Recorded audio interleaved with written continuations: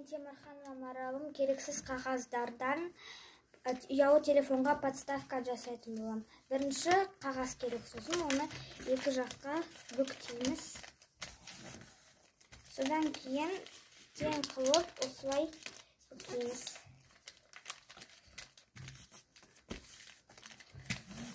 Осылай шығады. Сосын тағы да бүктейтін боламыз. Содан кейін мына жағын осылай бүктейміз. Осылай. Сосын екі жағын ашып, артқы жағын бүктейміз.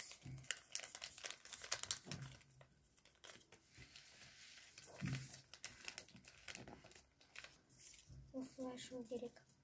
Содан кейін осылай бір-біріне саламыз. Осындай қалтаны.